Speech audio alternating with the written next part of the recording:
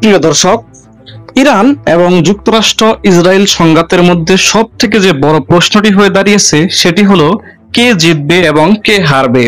একটি পক্ষ বলছে যুক্তরাষ্ট্র জিতবে তাদের প্রযুক্তির কারণে, আরেকটি পক্ষ বলছে ইরান জিতবে তাদের প্রযুক্তি এবং কৌশলগত কারণে। কিন্তু এখানে যে বিষয়টি দেখা গেল সেটি হলো যে এই গত 7 দিনের যে সংঘাত, সেই সংঘাতের মধ্য দিয়ে একটি জিনিস বারবার উঠে আসছে, সেটি হলো ইরান অপরাজেয়।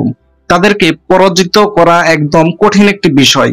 তার এই কিছু নথি আমাদের কাছে সবসময় আসছে।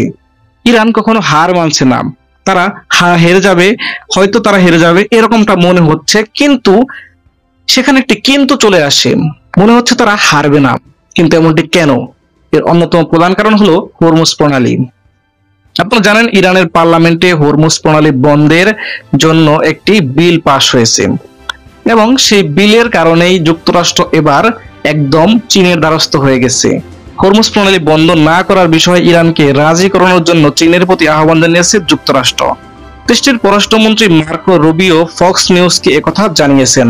এর আগে ইরানের পারমাণবিক স্থাপনায় মার্কিন হামলার পর হরমুজ প্রণালী বন্ধ করে দেওয়ার হুঁশিয়ারি দিয়েছেন দেশটির কর্মকর্তারা। রুবিও বলেন, যারা হরমুজ প্রণালী দিয়ে তেল পরিবহনের উপর ব্যাপকভাবে নির্ভরশীল সেই চীন সরকারকে আমি উৎসাহিত করব তারা যেন এই বিষয়ে যোগাযোগ করে। হরমুজ প্রণালী বন্ধ করা ইরানের জন্য আরেকটি ভয়াবহ ভুল বলে অভিহিত করেছেন মার্কিন পররাষ্ট্রমন্ত্রী, যা উত্তেজনা বাড়িয়ে দেবে বলে তিনি বর্ণনা করছেন। হরমুজ প্রণালীর গুরুত্ব এতটাই যে হরমুজ প্রণালী যদি বন্ধ হয়ে যায় বা কোনো কারণে ক্ষতিগ্রস্ত হয় তাহলে গোটা বিশ্বের সমস্ত জিনিসের দাম বেড়ে যাবে। সেটি কিভাবে? কারণ হরমুজ প্রণালী দিয়ে বিশ্বের প্রায় 35% তেল রপ্তানি হয়। এখন এই তেলগুলো যদি অন্যান্য দেশগুলো না নিতে পারে তাহলে তাদের পরিবহন খরচ বেড়ে যাবে এবং পরিবহন বন্ধ হয়ে যাওয়ারও সম্ভাবনা রয়েছে, যার কারণে হরমুজ প্রণালী এতটা গুরুত্বপূর্ণ। এখন আমার প্রশ্ন হলো, যদি আমেরিকা নিজেদেরকে এতটাই আত্মবিশ্বাসী এবং বিজয়ী মনে করত তাহলে কিন্তু তারা চীনের দ্বারস্থ হতো না। এটি কিন্তু এক ধরনের পরাজিত হওয়া বা হেরে যাওয়ার লক্ষণ। এটি ইরানের কৌশলের কাছে এক ধরনের পরাজয় বলা চলে।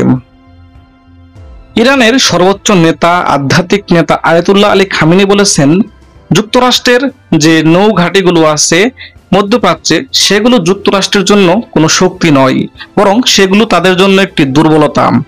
এবং আয়াতুল্লাহ খামেনি তিনি কিন্তু বারবার বলে আসছেন ইরানের পরবর্তী টার্গেট হবে মার্কিন ঘাঁটি এবং মার্কিন নাগরিক।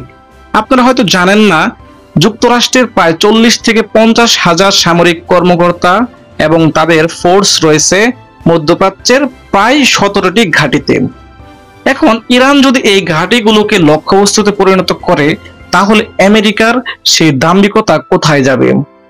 মধ্যপ্রাচ্যে আমেরিকার যে প্রভাবটি ছিল সেটি আর থাকবে না এবং সেই প্রভাবটি ইরান গুড়িয়ে দিলে পরবর্তী যে মধ্যপ্রাচ্যের সুপার পাওয়ার সেটি কিন্তু ইরানই পরিণত হবে। এবং ইরান এই কারণে বারবার যুক্তরাষ্ট্রকে বলছে যে মধ্যপ্রাচ্যে আমেরিকার যে ঘাঁটিগুলো আছে সেগুলো তাদের দুর্বলতা, তাদের শক্তিমত্তা নয়। তাই আমি বলবো যে ইরান কৌশলগতভাবে এক প্রকার বিজয়ী অবস্থানে এখনো দাঁড়িয়ে আছে এবং সেটি যতক্ষণ তারা দাঁড়িয়ে থাকতে পারবে ততক্ষণই তারা বিজয়ী। এটি এক বিবেকের লড়াই। যখন সারা বিশ্ব ফিলিস্তিনের বিপক্ষে গিয়েছিল, কেউ সারা বিশ্ব ফিলিস্তিনকে সাপোর্ট করতে ভয় পেয়েছিল, কথা বলতে ভয় পেয়েছিল তাদের পক্ষে, তখন ইরান নিজে একা সারা বিশ্বের সামনে দাঁড়িয়েছিল সেই ফিলিস্তিনের পতাকা হাতে। এটি ইরানের জন্য একটি বিবেক এবং সারা বিশ্বের চোখে ইরান একটি বিবেকের প্রতিচ্ছবি। এটি ইরানকে একটি নতুন শক্তি দিবে বলে আমরা ধারণা করতে পারছি।